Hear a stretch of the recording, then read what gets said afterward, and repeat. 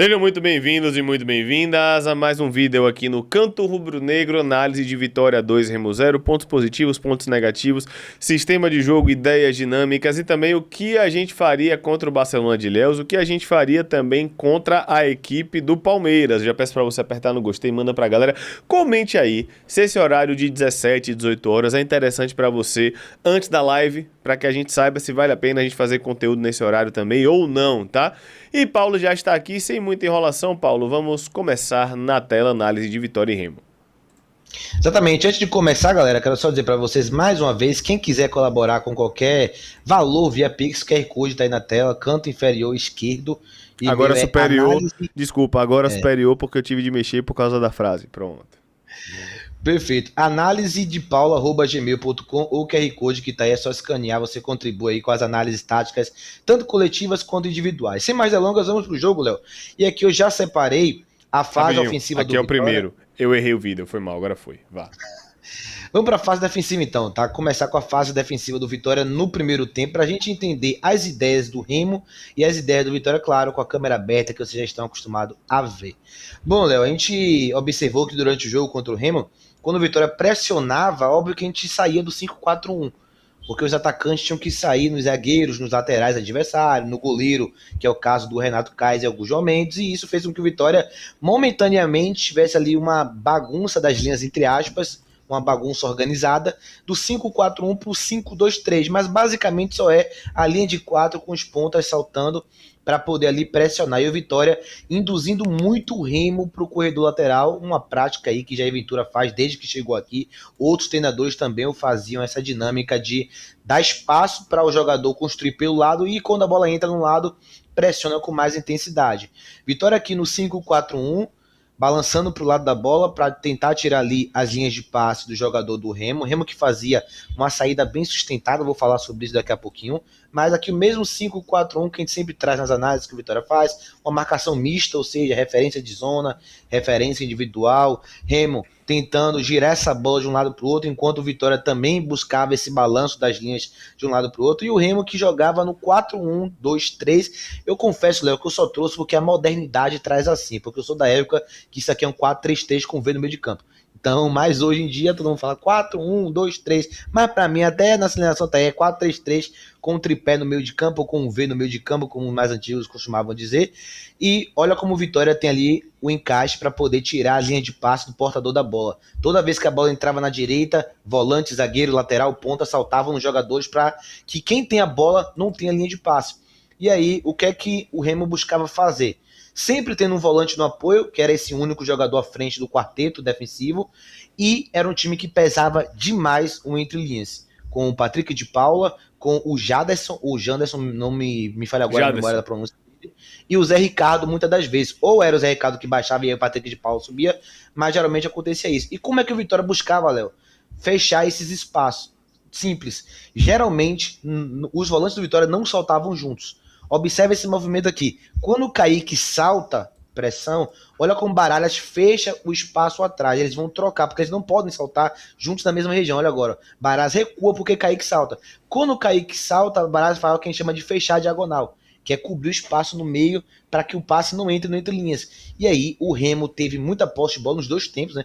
Primeiro tempo foi 55-45 e o melhor 55-45 e no segundo tempo foi 60-40, né? Então acabou ali realmente puxando ainda mais. O Remo teve muita posse de bola, só que, Léo, o Remo não conseguiu gerar perigo, porque eles estavam forçando muito uma dinâmica muito clara do time, que era bola longa com os zagueiros buscando os atacantes nas costas da última linha. Eles tentavam, com esses três jogadores no entre linhas, muitas das vezes, fazer com que os zagueiros do Vitória saíssem para eles atacarem o espaço. Só que a nossa zaga foi muito bem nesse aspecto. Richelli cortou muitas bolas, Camutanga cortou muitas bolas, o próprio Zé Marcos cortou muitas bolas. E aí, o que é que acontecia? Mesmo com mais posse de bola, o Remo só chegava com perigo em contra-ataque, em transição, explorando sempre as costas dos nossos alas. A gente tinha a linha de 3 fixa, mas não é uma linha de 3 muito móvel, muito veloz para acompanhar essas jogadas. Então, mesmo com mais posse de bola, o Remo não conseguia atacar, mas quando pegava o Vitória no contra-ataque, aí, pelo fato de jogar com atacantes na última linha, alas na última linha, centroavante, volante saindo muito pro jogo, a gente ficava com a linha de 3 tendo que correr para trás, distância de 20, 30 metros, e aí o Remo conseguiu gerar vantagem com o Aleph Manga, com o Jaderson, conseguiu gerar vantagem com essas peças, e aqui a gente vê que de fato a maior parte dos volumes dele de jogo em relação a conseguir definir uma jogada em finalização, em cruzamento, em passe no último terço, todas só vieram de contra-ataque, porque quando a gente estava com a linha postada, a gente trouxe aqui tudo que o Vitória buscou fazer, deu certo, e aí o Remo, mesmo com a posse de bola, só conseguia agredir com esses escape rápido. A Aleph Manga teve uma boa finalização, essa jogada aqui é uma outra transição que a gente vai observar eles tentando fazer, só que nesse momento o Vitória já tinha ajustado a transição. O Vitória estava conseguindo recompor com os volantes e com o ala do lado oposto de uma forma mais rápida. E aí o Remo voltava para o seu pior pesadelo. Voltava para trás, Vitória se organizava e aí eles não sabiam o que fazer. Em bloco alto já está vendo eles variando por 3-1-4-2. É um time ali realmente muito espaçado no campo, mas observe, tem muita presença no campo do Vitória, mas não tem linha de passe. O zagueiro pega a bola e não tem ninguém. Tá todo mundo marcado, tão engessado. Faltava o quê? Forçar o passe, mas nossos zagueiros da perseguição nesse salto conseguiu recuperar. Então essa aí foi a tônica do Vitória na fase defensiva, Léo, contra o Remo. Eu sei que muita gente assiste, esquece do gostei, não esquece não, aperta no gostei, meta de 3.000 likes aqui neste vídeo, primeira análise da Série A, ainda bem, primeira vitória. No lado dos comentários tem o Hypai, comente aí se você gosta desses vídeos saindo 5, 6 horas, se vale a pena pra gente pensar em fazer algo nesse sentido ou não. Vamos lá. Vamos agora trazer a fase ofensiva, Léo. Primeiro com os problemas que a gente teve durante o primeiro tempo, problemas esses que a gente falou muito durante a transmissão, no pós-jogo, bateu muito nessa tecla. Quero que você volte só esse frame pausado para vocês entenderem o porquê, um dos motivos do Vitória ter feito tanta bola longa. Primeiro, o Vitória faz bola longa, é bom a gente deixar claro aqui, porque faz parte de uma das dinâmicas trabalhadas. O Vitória trabalha muito dinâmica de atacar as cotas. Só que tinha muitos momentos que o Vitória fazia isso porque não tinha linha de passe. Então era algo além da dinâmica. O Vitória voltava muitas bolas para Gabriel porque os três zagueiros ficavam muito distantes dos jogadores porque ninguém baixava para ajudar. E aí, óbvio que na bola longa a gente tinha muita dificuldade com esses jogadores. Aqui de novo, os três zagueiros pegam a bola, olha Kaique Baralhas. Completamente atrás da marcação, o Kaique tá até à frente, mas não tá com linha de passe. A gente tem que voltar a bola para Gabriel e de novo bola longa para frente, outra bola longa equivocada. Então um dos motivos para a gente ter estourado tanto essa bola foi a falta de aproximação. De novo, olha como os volantes estão muito fora, não tem ninguém ali próximo para poder triangular, para um passe por dentro de repente acontecer, e o Vitória buscava o atacante em profundidade, o Aito agora, do outro lado o Mateuzinho, que o Vitória tem essa dinâmica, aqui já foi muito mais parte da dinâmica, ali a pressão pós-perda para cometer a falta também. De novo, Vitória muito pressionado, Zé Marcos pega a bola, olha os volantes, encaixotados na marcação, completamente ali encaixados, pegam a bola e não tem como pegar com bola descoberta e tal, acaba ali que a gente sofre até a falta na jogada, mas foram muitos erros de saída de bola, com bola longa, com saída no chão, por conta desse problema. A partir disso, o Vitória começou a melhorar na partida, indo para o seu 3-2-5 padrão, que a gente já está acostumado a ver, né, com os três zagueiros, dois volantes alinhados, e aí pontas por dentro para os alas jogarem aberto. Eu trouxe até aí, Léo, como o Matheus Silva estava um pouco contido no primeiro tempo. Se você observar, antes, né, puder voltar um pouquinho, só o momento que o Richelli vai fazer essa bola nele, geralmente, nos jogos da estreia, o Matheus Silva ia atacar o corredor aqui. Ele ia fazer a movimentação de romper na profundidade.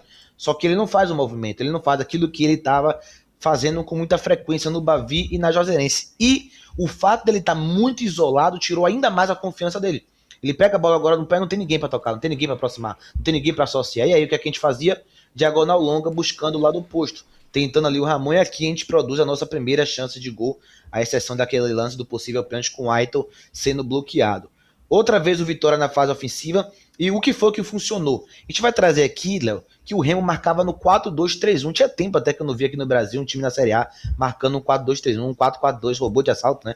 As plataformas defensivas. Mas esse 4-2-3-1 com o Patrick do lado gerava muito problema pro Remo. Por quê? Porque ele não conseguia acompanhar Ramon.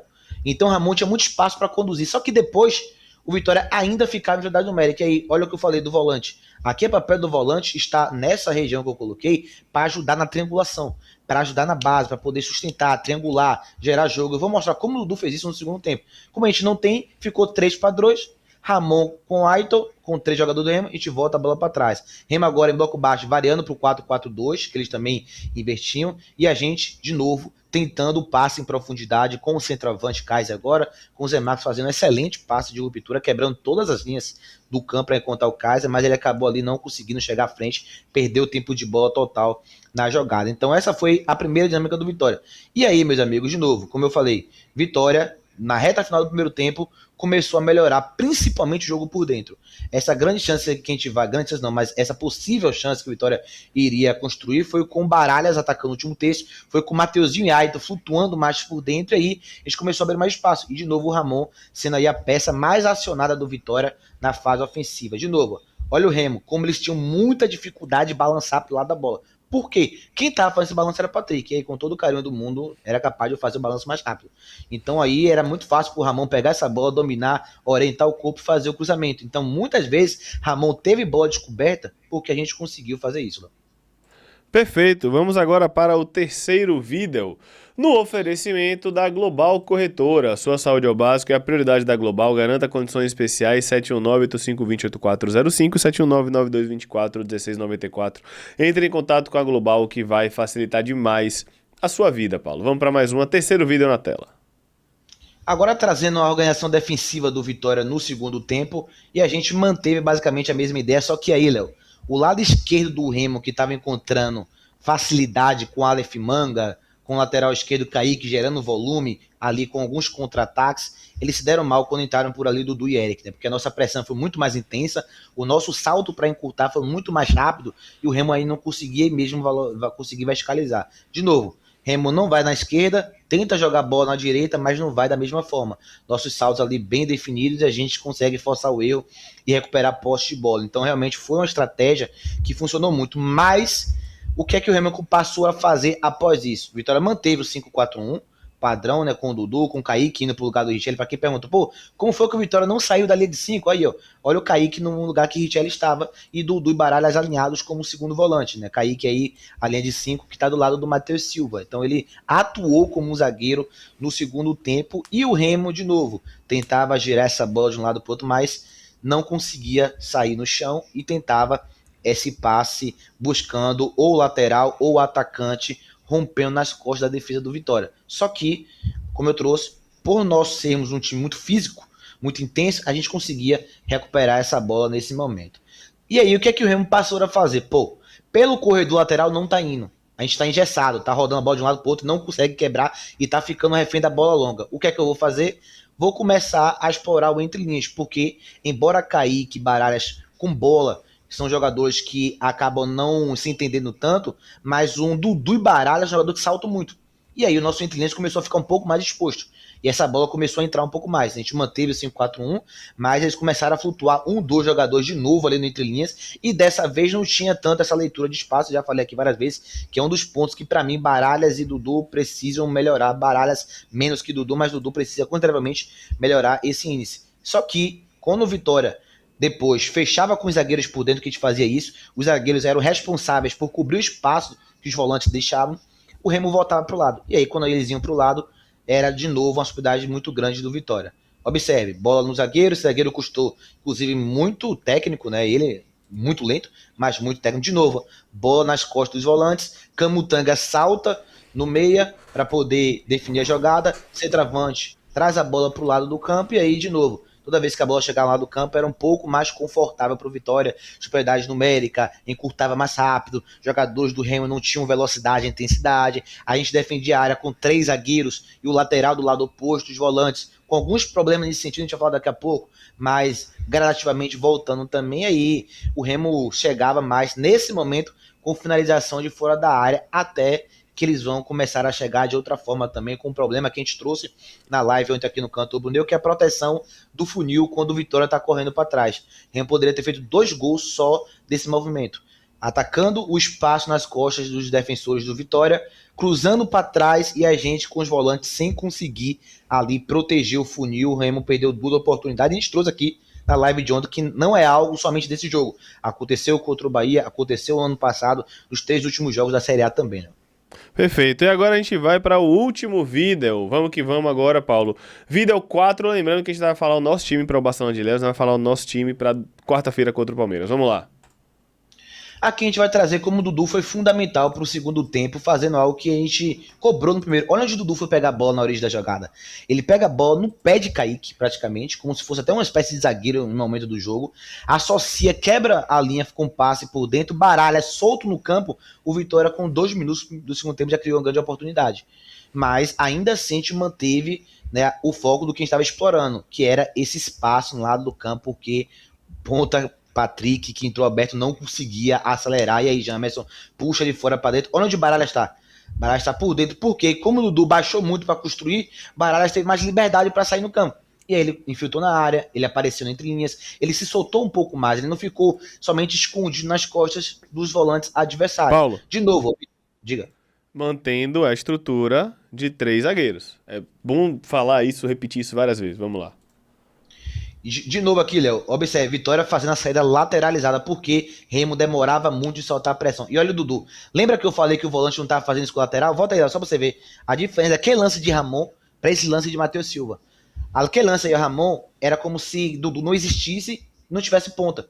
Mas agora tem o Dudu participando, oferecendo o que ele chama de cobertura ofensiva. Que é aquele jogador, Léo, que não vai nem avançar muito, ele só vai ficar na contenção para ajudar. E aí o Vitória começou a produzir muito. Observe o Matheus Silva também, muito mais solto, muito mais agressivo, voltou com uma postura muito mais vertical e muito mais ofensiva no segundo tempo, principalmente pelo adeno de Eric também. Quando o Eric entrou com a rotação muito alta e com muito poder associativo, ou seja, buscando muito o Matheus Silva, ele começou a engrenar um pouco mais. Ele começou a aparecer um pouco mais. O Matheus Silva não estava mais tão isolado como estava no primeiro tempo, tampouco ficou mais tão acanhado como ele ficou no primeiro tempo, com dificuldade de atacar esse espaço. De novo, contra-ataque do Vitória, Dudu para Eric, Matheus Silva já ataca o corredor, já recebe ali novamente, olha Dudu de novo, não tem linha de passe, Matheus Silva. Eric vem para trás, olha Dudu se apresentando ali no meio de campo, e é ele que gira a bola para o oposto. Então Dudu foi o motor do Vitória, foi o coração do Vitória no segundo tempo, nessa circulação de bola. Embora muitas vezes não tenha definido a jogada em gol, ele foi o facilitador para a Vitória chegar. Para Mateuzinho chutar, para o Jamerson atacar o espaço, para Eric e Matheus Silva se entenderem. E aí depois, meus amigos, foi uma aula de contra-ataque, né? Só no contra-ataque o Vitória poderia ter tido aí umas 4 ou 5 chances claríssimas de gol somente em transição, aproveitando aquilo que a gente trouxe no pré-jogo, né? A zaga do Remo é uma zaga que, para correr para trás, tem muita dificuldade. São jogadores muito fracos fisicamente, que sofreram muito. Até aqui, quando o Marlon ganha, porque o Fábio não consegue correr, o Fábio ainda consegue roubar a bola e poderia ter sido a rotação de gol. Ainda assim, teve o lance, né, do gol impedido, que também foi na jogada rápida. Então a gente, de fato, massacrou o Remo ali no contra-ataque, Léo.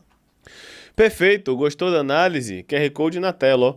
Analisedepaulo@gmail.com. Lembrando que tem live hoje 8h30 também, tá? Vamos lá, Paulo, fala o nosso time agora. Mais uma vez peço pra você não esquecer de deixar o like, se inscrever, compartilhar. Paulo, pode falar. É o meu time também, tá? Contra o Barcelona. Pode falar, tá na tela.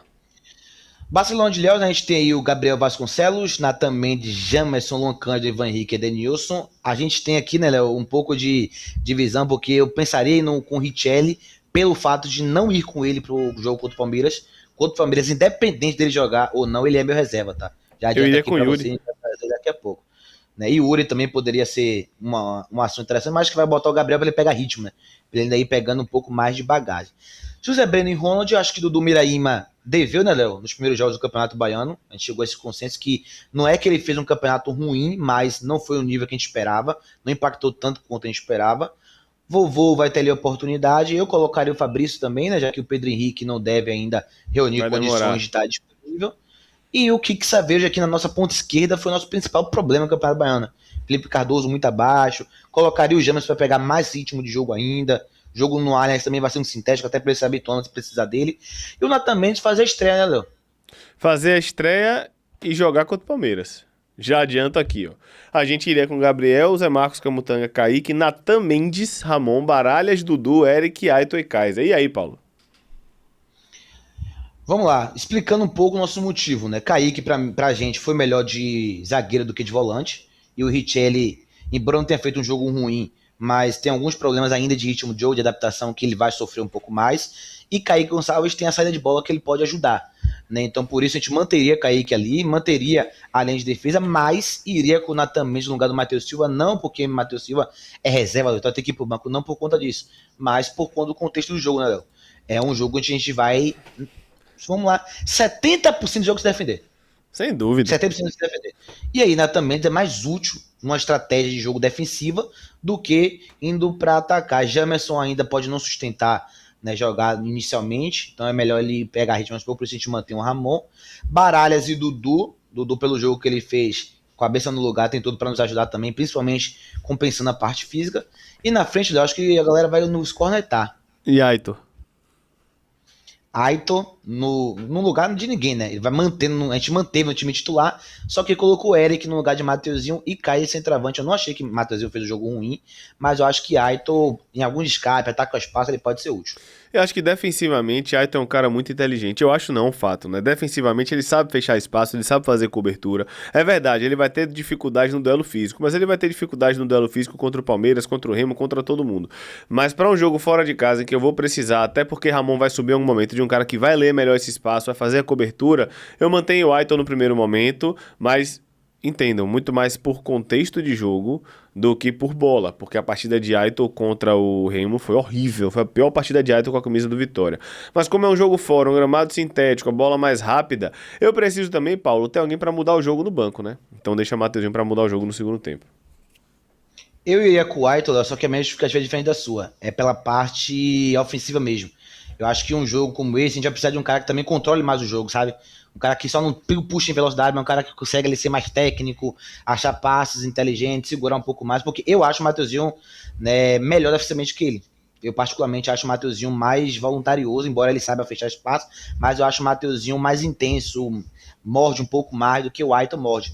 Mas eu acho que a gente precisa de um cara também que pare e pense um pouco o jogo. O Mateuzinho, querendo, não poderia ficar um jogo ainda de muita tensão, de pegar muito arraste. Acho que o Aitor ele pode ter esse momento de acalmar o jogo, voltar uma bola pro Ramon, voltar pro Baralho, o time respirar um pouco. Acho que ainda é interessante, mas se ele continuar com o desempenho que ele teve contra a equipe do Remo, é natural, né, Léo? Que muito em breve ele vai pro banco, se manter. E o que a gente sempre falou, Mateuzinho e Dudu, é só manter o que faz o que sabe, aí é questão de tempo. É simples, é só manter o que sabe, um abraço. É isso, meus amigos, quero saber o que é que você acha desses vídeos das 18, tá? Se você tá voltando no trabalho, o que é que você acha, se vale a pena a gente investir nisso também. E quero saber também a respeito das transmissões. O que é que você tá sentindo falta nas transmissões? Tá gostando, não tá gostando? Eu vou estar em Barueri quarta-feira, a equipe vai estar do estúdio. Quero saber o que é que você acha. Ah, Léo, começa a transmissão mais cedo na frente da Arena Barueri ou não, enfim, deixa nos comentários aí o feedback de vocês, tá? Viu até aqui? Bote o que aí, Paulo? Lá ele 1000 vezes. Comente aí o que? Lá ele 1000 vezes. Você vai comentar o seguinte, coisa pouca, pô. 1-0 vitória contra o Barcelona, 1-0 vitória contra o Palmeiras. Meu Deus do céu, amém. Coisa pouca. Amém. E, mais uma vez, se você quiser contribuir, tá aqui, ó. Só escanear o QR Code. Qualquer valor ajuda, tá? O analista de vocês, viu? Pelo amor de Deus. Tô cobrando nada, muita coisa não, tá? Qualquer valor R$5 ajuda. já é a vara mista, Até R$10 é a vara mista Exato. com suco de laranja. Já ajuda. Tamo junto. R$50 já é uma pizza dele com Val. E assim vai. São as pequenas coisas da vida que às vezes são muito mais importantes do que a gente imagina. Valeu, meu povo. Tamo junto. Um abraço. Fui.